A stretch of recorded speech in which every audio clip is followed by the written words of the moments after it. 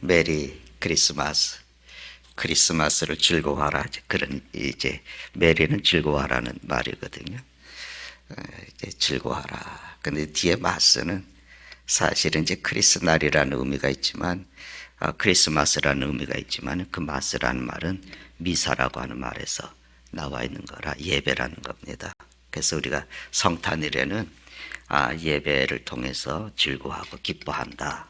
그런 이제 의미를 가지고 있죠. 크리스마스 이브라는 말을 하잖아요. 오늘이 이브인데, 이브라고 하는 말은 크리스마스 전날 밤을, 저녁을 이제 이브라고 그럽니다. 근데 이브라는 말이 이브니 저녁이란 말에서 나왔거든요. 그래서 크리스마스는 내일이 아니라 오늘 저녁부터 크리스마스가 시작이 된다는 의미도 이제 가지고 잡식입니다. 그저 그냥 참고로 알고 있으면 좋겠는데, 오늘 크리스마스 이브인데, 오늘날 같은 게 이제 날에는 성지 예루살렘에 이제 그 베들레헴이죠. 거기에 이제 많은 기독교 종파들이 순례자로 이제 모여서 그 예루살렘에서 베들레헴 이제 중심까지 가요. 그 베들레헴 중심에는 예수님이 탄생한 것을 기념하는 이제 예수님 탄생 기념 교회가 거기 있습니다. 그래서 각 종파들이 이제 그 크리스마스 이브에 모여서 베들레헴 거기 가면 예루살렘에서 이제 베들레헴으로 가는 사람들이 있고, 그 베들레헴에서 조금 떨어진 곳에 이제 이 목자들의 뜰이라고 하는 것이 있는데, 거기서 또 다시 출발해서 베들레헴으로 오는 사람도 있고 그렇습니다.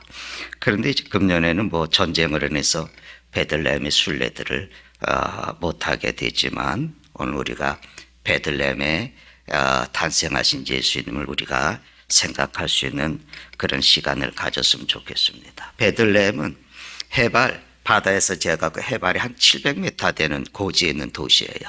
그래서 해발 700m라 그러면은 여러분 어느 정도가 되냐면 신어산보다 높은 지역에 있는 도시입니다. 도시가 그 신어산보다 높은 지역에 형성이 되어져 있는데, 거기에는 이제 무화과나무 그리고 올리브나무, 그 지역이 그러니까 또 포도원, 언덕바지에 이제 그런 이제 포도원, 무화과나무, 올리브 같은 것이 덮여 있는 그런 아주 아름다운 그런 이제 그 도시거든요. 예수님이 오시기 전에 700년 전에 미가 선지자가 이 베들레헴 땅이 영원하신 분이 태어날 것이다, 그렇게 예언을 했어요. 그래서 미가서 5장 2절에 있는 말씀에 보면은 베들레헴 에브라다야, 너는 유다 족속 중에 작을지라도 이스라엘을 다스릴 자가 내게서 내게로 나올 것이라. 그의 근본은 상고의 영원에 있느니라. 이렇게 얘기했어요. 그 영원부터 태초부터 계신 그분이 그 베들레헴이라고 하는 작은 마을에 태어나서 온 세상을 다스릴 왕이 될 것이다. 그런 이제 그 예언을 하는 거예요. 근데 그 예언이 이루어지는 겁니다. 놀라운 일 아닙니까? 이제 교회의 이야기, 교회 내려오는 이야기 이제 얘기를 하면은 이제 거기에 이제 이 많은 이제 그 베들레헴의 동쪽에 떨어져 있는 곳에 지금 이제 아랍 사람들이 살고 있는 마을이에요. 그 베들레헴 그쪽에는 서한 지구라고 해서, 지금의 서한 지구라고 해서 장벽을 크게 쌓아놨어요. 그리고 거기는 아랍 사람들이 살아서 마음대로 왕래를 못합니다. 장벽을 높이 쌓아서. 그래서 검문소를 통해서 들락날락 이제 해야 되는 참 슬픈 도시죠. 그런 이제 슬픔의 도시가 됐는데, 그래서 거기에 이제 목자들의 뜰이라고 하는 곳에 있는데, 거기를 통해서 이제 베들레헴에 가게 이제 된 겁니다. 거기에 가면은 예수님의 탄생 기념 교회라고 있어요. 그러니까 우리 교회에 꼭 2배, 길이도 2배, 폭도 2배, 이렇게 딱 2배 되는 그런 이제 교회가 십자가 형태로 이렇게 이제 되어져 있습니다. 거기에 이제 들어가게 되면 그 지하에 다윗의 별이라고 별을 이렇게 표시해 놓고, 그 밑에 내려가면은 예수님께서 탄생하신 그 마구간에 그 자리가 그렇게 이제 그 표시가 되어져 있어요. 그러니까 우리가 지금 예수님 탄생하신 곳 그러면 우리식으로 생각하면 안 됩니다. 2000년 전에 그 시대 문화 속에서 있었던 집이에요.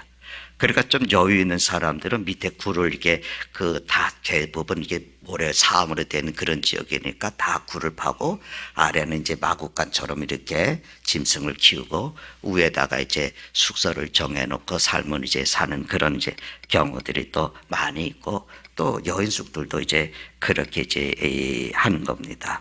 근데 거기에 예수님께서 이 세상에 오시는 요람으로 삼으신 거예요. 그 2000년 전에 그 예수님의 부모였던 요셉과 마리아가 나사렛이라고 하는 한 150km 떨어져 있어요. 대구보다 좀 더 멀겠죠.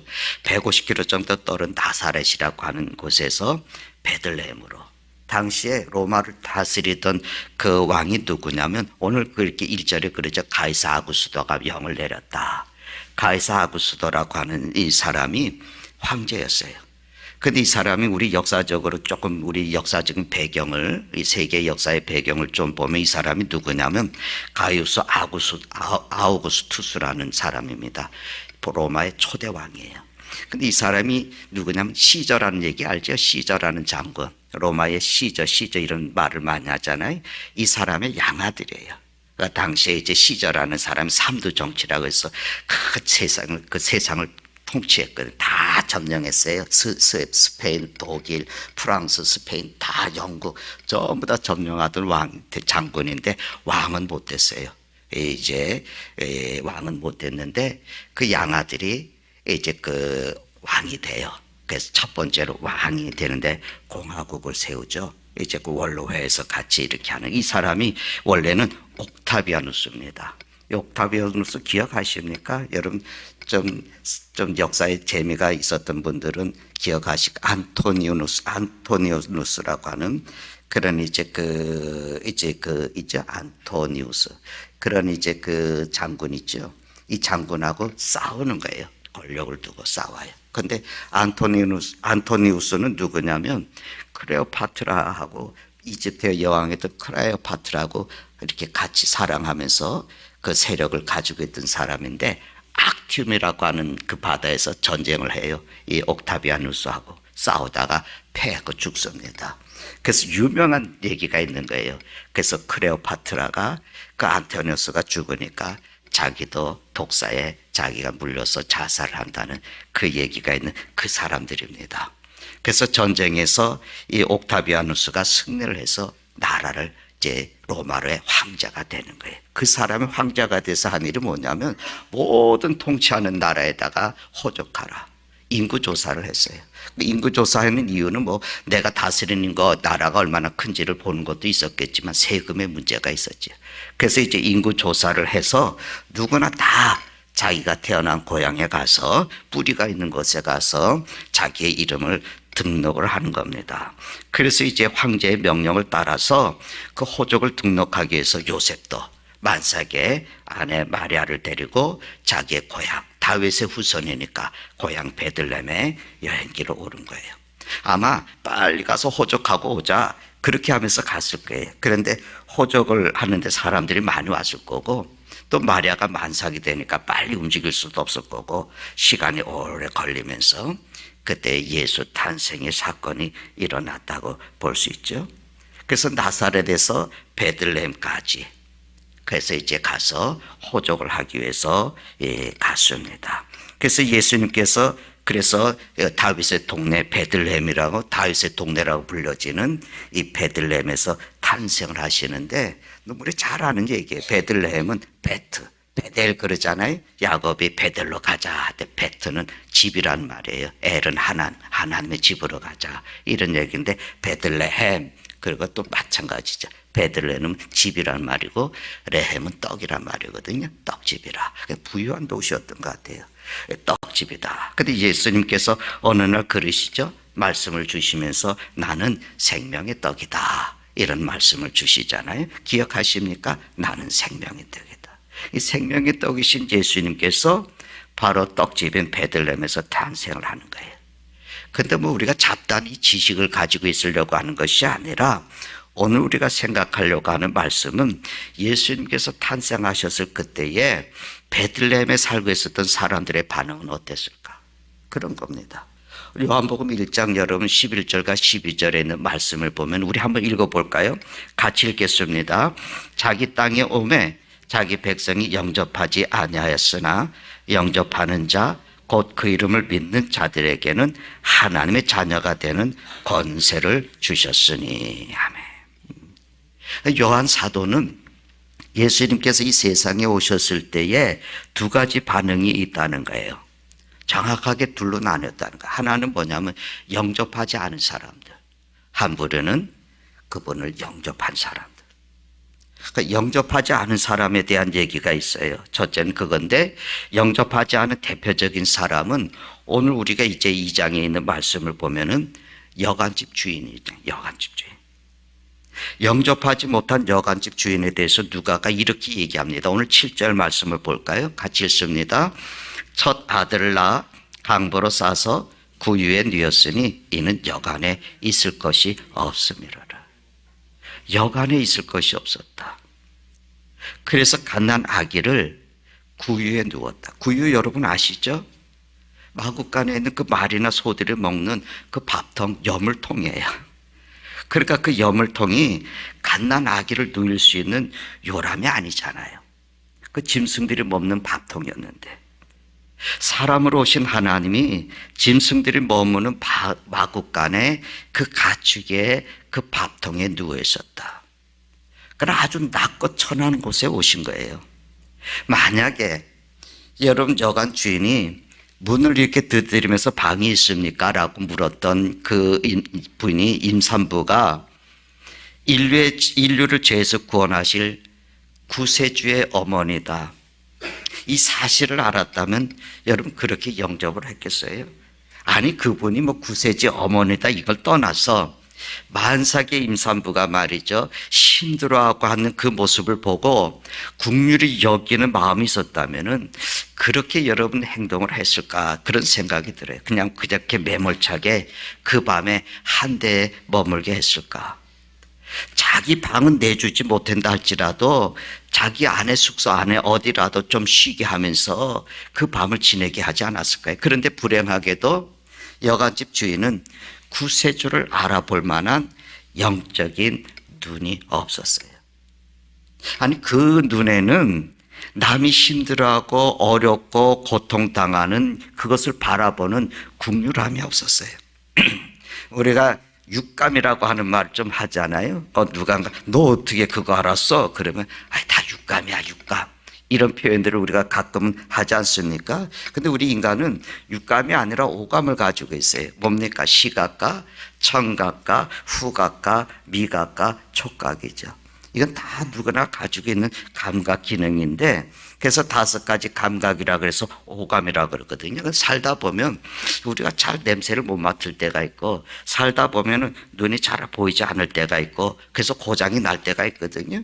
근데 이제 과학이 발달을 했으니까 이런 오감들도 고장이 나면은 그저 과학적인 의학의 또 도움을 받아서 좀 불편 없이 살아갈 수가 있어요. 이게 안경이 그 대표적인 거 아니겠어요?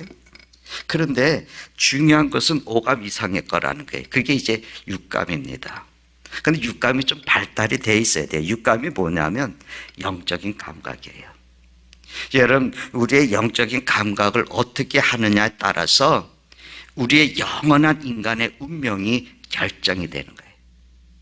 그런데 성경을 보면은 이런 영적인 감각이 결핍된 사람들을 가리켜서 굉장히 재미있는 말을 하고 있거든요. 그게 뭐냐면 육에 속한 사람이라는 거예요. 육에 속한 사람. 그러니까 이 말은 바울 사도가 했잖아요. 고린도전서 2장 14절 말씀인데 같이 읽어보겠습니다. 같이 읽습니다. 육에 속한 사람은 하나님의 성령의 일들을 받지 아니하나니 이는 그것들이 그에게는 어리석게 보이며 또 그는 그것들을 알 수도 없나니 그러한 일은 영적으로 분별이 되기 때문이다.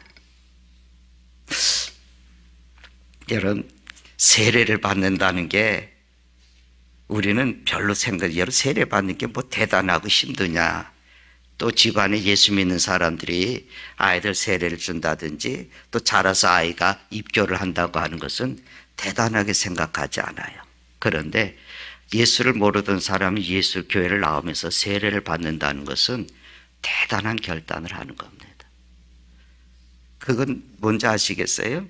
처음에는 거부해 많은 사람들이 나중에 세례 받는 건 다 나중에 하려고 그래요. 세례를 받을 때 우리가 세례를 받을 때 해야 되는 고백이 있잖아요. 나는 죄인입니다. 나는 죄인입니다. 이 고백은요, 내 자존심이 다 무너지는 거야. 내가 죄인이라고 하는 고백을 해야 되잖아요. 그렇지 않으면 세례의 자리에 우리가 들어갈 수가 없어요. 세례가 그렇게 뭐 세례 받아라 해서 받을 수 있는 것이 아닙니다.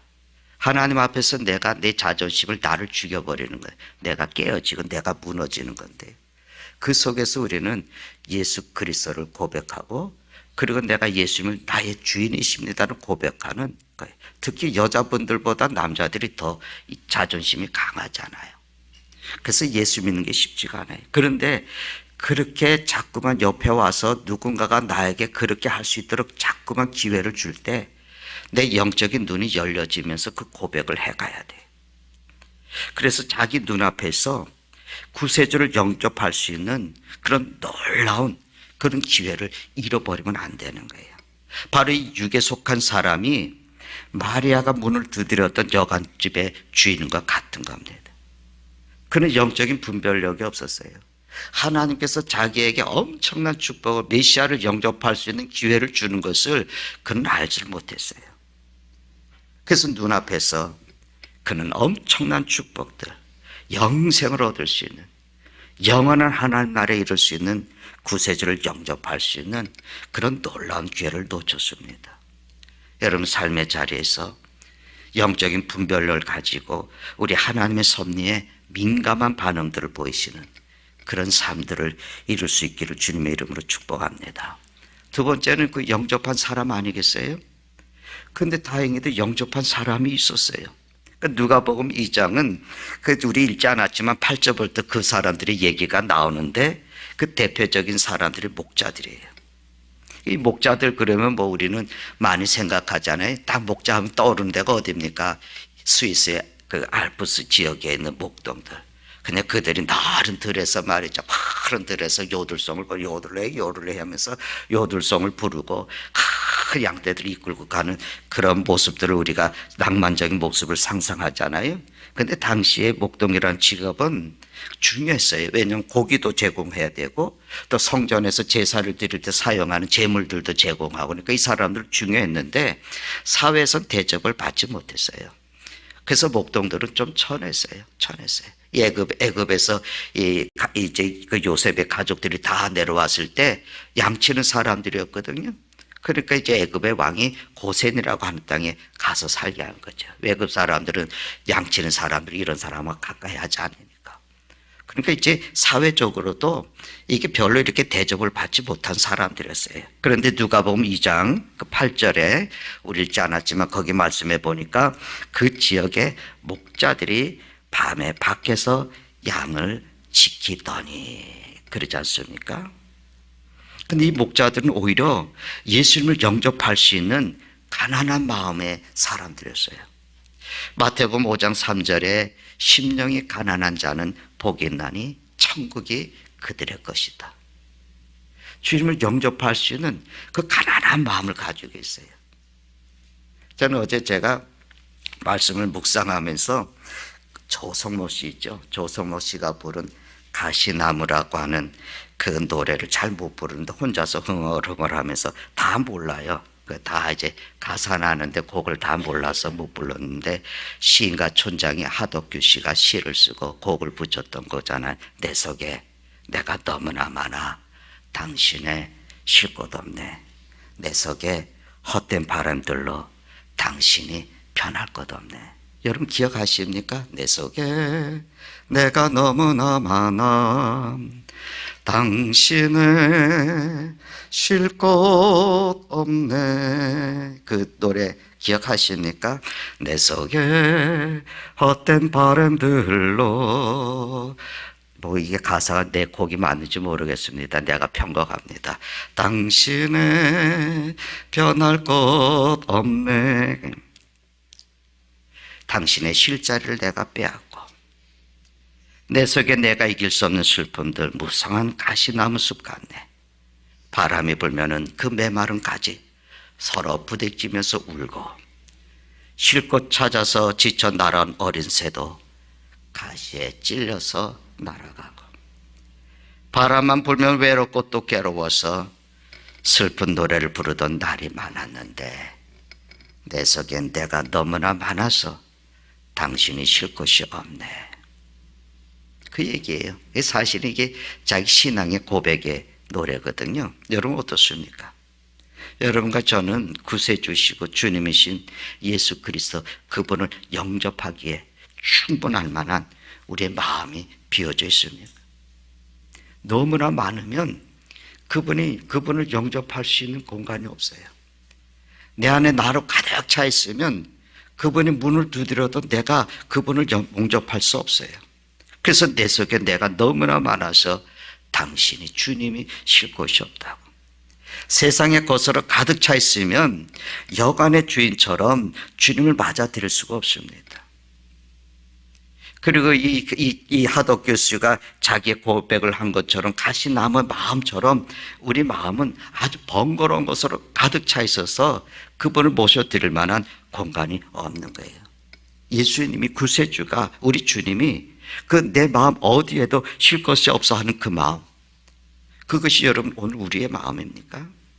만약에 우리들의 마음이 심령이 그런 가시나무 같은 심령이라면은 여러분 그 심령은 얼마나 그 삭막하고 광야같이 그렇게 막 그 삭막한 그런 모습이겠습니까? 가시나무들이 나는 곳은 메마른 땅 아니겠어요? 대체로 광야는 메마른 곳이기 때문에 대개 거기에는 선인장 같은 거 있잖아요. 가시나무 같은 그 나무들이 자라지 않습니까? 그런데 그 가시가 많기 때문에 누군가가 와서 자기에게 손을 대고 발을 대게 되면 피를 내게 하고 아프게 하잖아요. 그리고 거친 광야에서 자라다 보니까 자연히 그거는 거친 나무가 되는 거고, 그래서 거기서 서로 상처를 주고 상처를 받으면서 살아갈 수밖에 없는 거거든요. 우리가 지난날의 삶들도 지난 한 주간의 삶 속에서도 마음에 많은 상처를 받고 상한 심령을 부둥켜 안고 지치고 아픈 심령으로 우리가 이 자리에 있을 수도 있거든요. 더군다나 메마른 광야길을 걸어가는 인생들이 얼마나 시련이 많은지 모릅니다. 그저 좋다가도 갑자기 폭풍이 막 흙먼지를 일으키면서 불어와서 뭐 눈뜨기도 힘들고 뭐 앞을 분간할 수도 없을 정도가 되고, 그 보이던 길도 그냥 모래가 다 덮쳐버려서 길이 있었는데 길이 안 보이고, 그래서 이 세상에는 길을 잃어버리고 그냥 갈 길을 찾지 못해서 방황하는 사람들이 얼마나 많은지 모릅니다. 여러분 이상하잖아요. 그 사막 그 광야에는 뭐가 있다 그럽니까? 신기루. 햇빛이 막 강하게 내려질 때 저 멀리에 신기루 현상이 일어나잖아요. 딱 멀리 보면은 물이 가득해 있는 그런 호수 같은 것이 보여요. 그래서 이제 광야를 방황하는 사람들이 막 그 목마름의 갈증 때문에 그 물이 보이는 곳을 향해서 막 죽둥상둥 달려가 보지 않습니까? 물이 없습니다. 물이 없어요. 거기서 모든 게 무너지거든요. 다 무너져요. 더 이상 걸어갈 힘도, 더 이상 일어설 능력도 그냥 포기하고 싶죠. 그러다 또 보면 또 보여요. 저기 멀리에 또 보여. 그래서 가고 싶은 거예요. 근데 그건 물이 아니라 물이 있는 것처럼 보이는 거죠. 세상이 그렇습니다. 저기에 만족이 있어 보인다고, 저기에 기쁨이 있어 보인다고, 저기에 행복이 있어 보인다고 찾아가지만 거기에는 진정으로 우리가 바라고 있는 것이 없어요. 그래서 평안과 기쁨이 아니라 그저 한숨과 실망과 탄식을 맛보게 돼요. 사마리아 성의 그 수가성의 야곱의 우물가의 한 여인의 이야기를 예수님께서 하지 않습니까? 그 이야기는 그 마음이 정말 가시와 상처로 상할 대로 상해서 그 심령이 가시나무처럼 된 한 여인을 예수님께서 만나주신 이야기예요. 그 예수님께서 그녀에게 이렇게 말씀합니다. 네가 기르러 온 이 우물은 네가 이 물을 마시면 또 너는 목마를 거야. 이건 네가 문제가 당장의 지금의 육체의 목마름을 해결한다고 해서 다시 목마르지 않는 게 아니야. 또 목마를 거야. 그런데 내가 주는 물을 네가 먹으면 너는 영원히 목마르지 않는 생명수를 먹는 거야. 말씀하는 거예요. 여러분 이사야서 58장 11절 말씀에 이렇게 얘기합니다. 우리 한번 같이 읽어볼까요? 같이 읽습니다. 나 여호와가 너를 항상 인도하여 마른 곳에서도 내 영혼을 만족케 하며 내 뼈를 경고케 하리니 너는 물된 동산 같겠고 물이 끊어지지 아니하는 샘 같을 것이라. 우리 인생을 주님은 물된 동산이 되게 하시는 분입니다. 예수님 탄생하실 당시에 로마의 황제가 아우구스투스, 이름은 옥타비아누스라고 그랬잖아요. 이 사람이 주장하는 게 뭐냐면 강한 로마, 팍스 로마라고 해서 권력을 힘을 가지고 세상을 점령하는 거예요. 당시 로마는 그랬어요. 그래서 세상이 전쟁이 없게 만들겠다는 거예요. 그래서 팍스 로마라고 해서 평화를 얘기하는 거예요. 로마가 지배한 모든 나라에 로마라고 하는 권력으로, 부유함으로, 쾌락으로 평화를 약속을 하는 거예요. 그런데 여러분, 전쟁이 평화를 줍니까? 지금 전쟁이 이 땅 저 땅에서 계속해서 전쟁들이 일어나고 저것도 약한 나라를 또 저 침공에 들어가는 이런 일인데 전쟁은 평화를 주는 게 아니에요. 여러분, 고통과 상실과 슬픔과 복심만 주죠. 그런데 목자들에게 등장한 천사는 그런 왕이, 그런 권력이 주는 평화를 말하는 것이 아니라 예수님의 참된 평안을 주는 거예요. 그래서 뭐라 그랬냐면 지극히 높은 곳에서는 하나님께 영광이요 땅에서는 기뻐하심을 입은 사람들 중에 평화다. 진정한 평화는 어디 있냐면 예수 그리스도를 영접한 마음에 있는 거예요.